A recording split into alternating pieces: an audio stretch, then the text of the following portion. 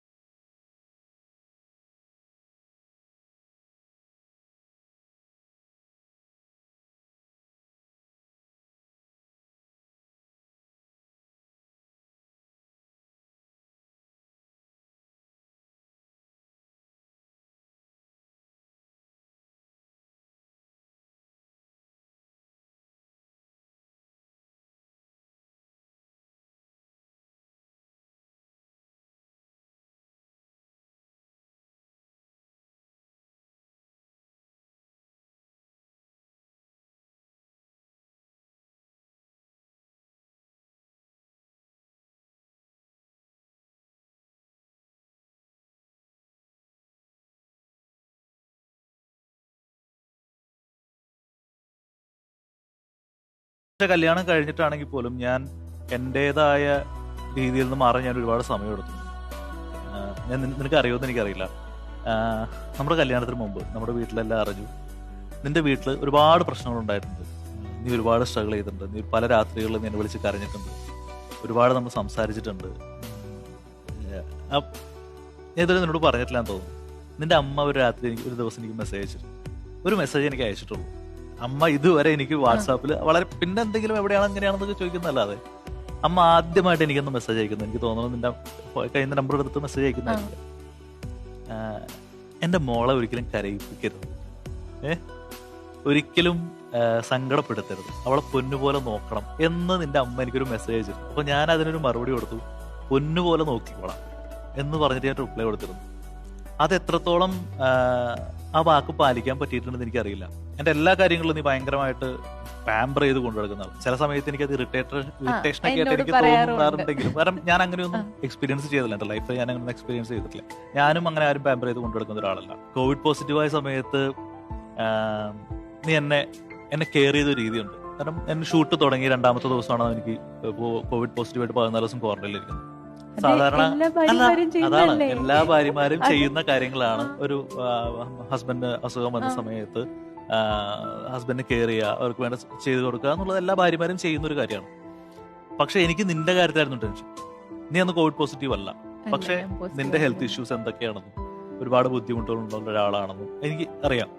ഒരുപാട് പ്രശ്നങ്ങളുള്ള കാര്യങ്ങളാണെന്ന് എനിക്കറിയാം. പക്ഷെ അതെല്ലാം നീ മറന്നിട്ട് ഒരു ദിവസം പോലും നീ എന്റെ അടുത്ത് മാറി കിടന്നിട്ടില്ല. നമ്മൾ ഈ 14 ദിവസവും നമ്മൾ ഒരു റൂമിലാണ്, ഒരു ബെഡിലാണ് കിടന്നുറങ്ങിയത്. പക്ഷെ അന്ന് എല്ലാ ദിവസവും ഞാൻ ടെൻഷൻ അടിക്കുന്നത് മുഴുവൻ നിന്റെ ഹെൽത്തിനെ കുറിച്ചായിരുന്നു. കാരണം നിനക്കൊരു അസുഖം വന്നാൽ പെട്ടെന്ന് നീ ബെഡിടണാവുന്ന ഒരാൾ, പെട്ടെന്ന് കിടന്നു പോകുന്ന അങ്ങേറ്റം സ്ട്രഗിൾ ചെയ്യുന്ന ഒരാളാണ്. ഞാൻ പലപ്പോഴും ഞാനത് കണ്ടിട്ടുള്ള ഒരാളാണ്. അത്രയും നിന്റെ ഹെൽത്തിനെ നീ മറന്നിട്ട് എന്നെ കെയർ ചെയ്തതിന് ഒരുപാട് നന്ദി. ഞാൻ നന്ദി പറയും. അതുപോലെ നമ്മുടെ കല്യാണത്തെ സമയത്ത് നീ ഒരുപാട് സ്ട്രഗിൾ ചെയ്തിട്ടുണ്ട്. നമ്മുടെ 2 കാസ്റ്റ് ആയിരുന്നു. നീ മതം മാറി ക്രിസ്ത്യാനി ആവാൻ വേണ്ടിയിട്ട് ഒരുപാട് സ്ട്രഗിൾ ചെയ്തിട്ടുണ്ട്, എനിക്കറിയാം. അപ്പോൾ ശരിക്കും അത് എൻ്റെ ഒരു എന്താ പറയാ ഒരു സ്വാർത്ഥതയായിരുന്നു. ഒരു ക്രിസ്ത്യാനി പെൺകുട്ടിയെ കല്യാണം കഴിക്കണം എന്നുള്ള ഒരു അങ്ങനെ എന്നോട് പറഞ്ഞിട്ടില്ലല്ലോ. പറയാത്ത കാര്യങ്ങളല്ലേ പറയേണ്ടത്, അതല്ല ഒരു രഹസ്യം പറയേണ്ടത്. അതെന്റെ ഒരു സ്വാർത്ഥതയായിരുന്നു. എനിക്ക് വേണമെങ്കിൽ അത് ഒഴിവാക്കാൻ പറ്റുന്ന ഒരു കാര്യമായിരുന്നു. പക്ഷെ അത് നീ പലപ്പോഴും എന്നെ വിളിച്ചു ചേട്ടാ എനിക്ക് പറ്റുന്നില്ല, ഞാൻ ഭയങ്കരമായിട്ട് സ്ട്രഗിൾ ചെയ്യുന്നുണ്ട് എന്ന് പറയുമ്പോഴൊക്കെ എനിക്ക് അതിനകത്തൊരു കുറ്റബോധം ചിലപ്പോൾ എന്തോ എനിക്ക് അതിനകത്ത് തോന്നിയിട്ടില്ലായിരുന്നു. ഞാൻ ഓക്കെ ശരി ആയിക്കോട്ടെ ആ ഒരു മൈൻഡായിരുന്നു.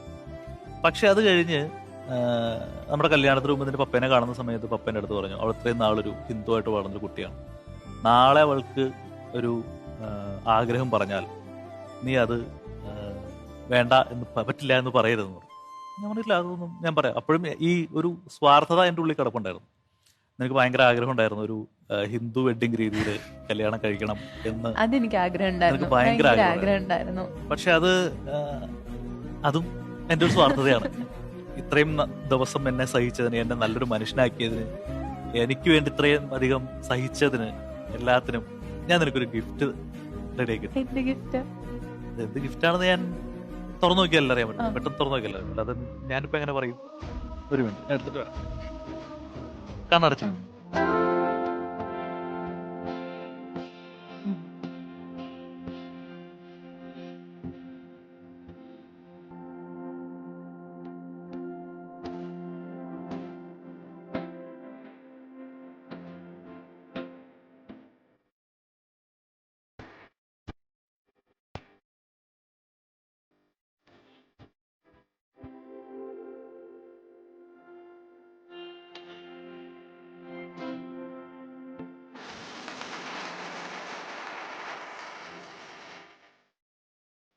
ഇനി കണ്ടവർക്ക്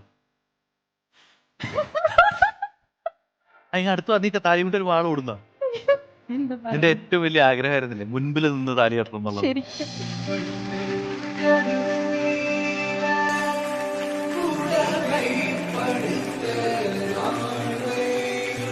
അപ്പൊ എന്തായാലും നിന്റെ ഒരാഗ്രഹം അത്ര വലിയ കാര്യമായിട്ട് നടത്താൻ പറ്റില്ലെങ്കിൽ ചെറുതായിട്ട്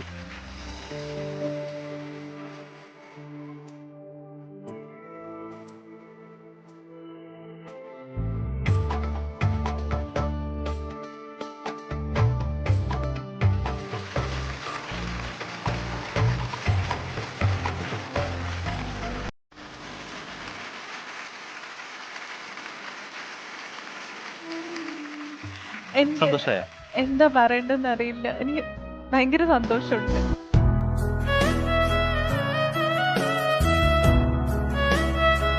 ഇവൾക്ക് അറിയില്ല.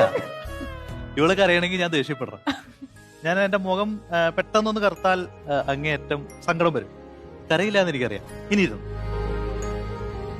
ചേട്ടാ ഇപ്പൊ എനിക്ക് ഇത്രയും എന്താ പറയാ വലിയൊരു സർപ്രൈസ് ഒക്കെ തന്നില്ലേ? ഞാൻ ചേട്ടാക്ക് ചെറിയ സർപ്രൈസ്, ചെറുതായിട്ട് സർപ്രൈസ്. ഒരു മിനിറ്റ് ആദ്യം സർപ്രൈസ് കണ്ടിട്ട് തീരുമാനിക്കുക, സർപ്രൈസ് ആണോ അതോ വേറെ എന്തെങ്കിലും ആണോ?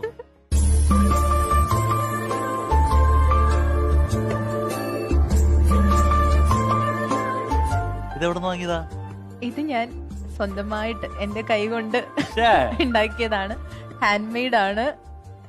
ഇത് നീ കൈ കൊണ്ട്? ശരിക്കും ഞാൻ എനിക്ക് നൈറ്റ് ഡ്യൂട്ടിയുടെയും നൈറ്റ് ഷിഫ്റ്റിനൊക്കെ ഇടയ്ക്ക് ഞാൻ ചേട്ടായി അറിഞ്ഞിട്ടില്ല. എന്റെ ബ്രദർ ഉണ്ടായിരുന്നു, കണ്ണൻ ഉണ്ടായിരുന്നു, ഹെൽപ്പ് ചെയ്യാനുണ്ടായിരുന്നു. അവനാണ് എന്റെ കൂടെ ഷോപ്പിങ്ങിനൊക്കെ വന്നത്. തുറന്നു നോക്കി നോക്ക്.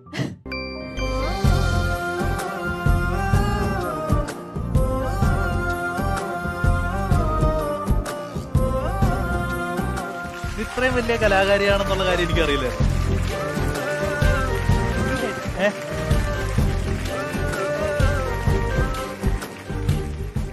നോക്കി അതിനെന്തെങ്കിലും സ്പെഷ്യാലിറ്റി ഉണ്ടോ നോക്കിയേ.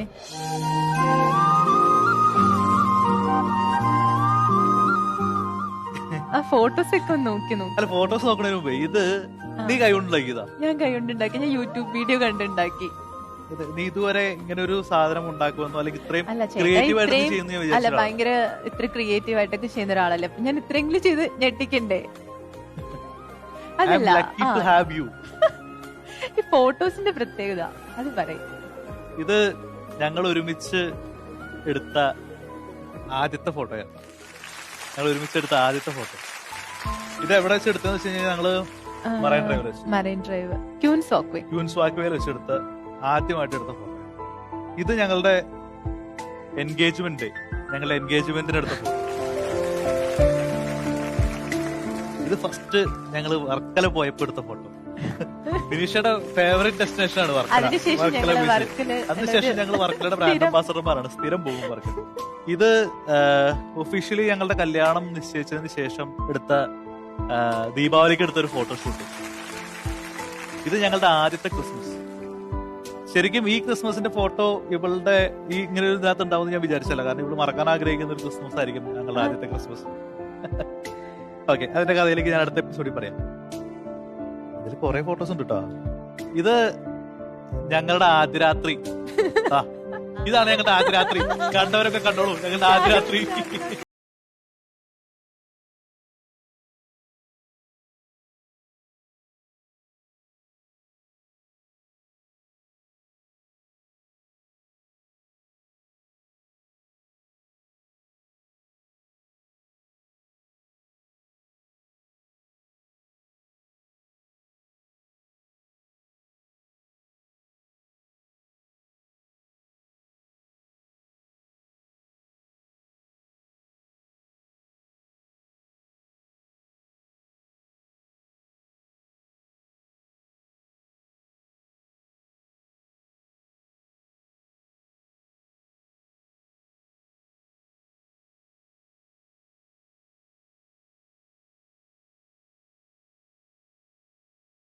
ഇനിയുണ്ടോ?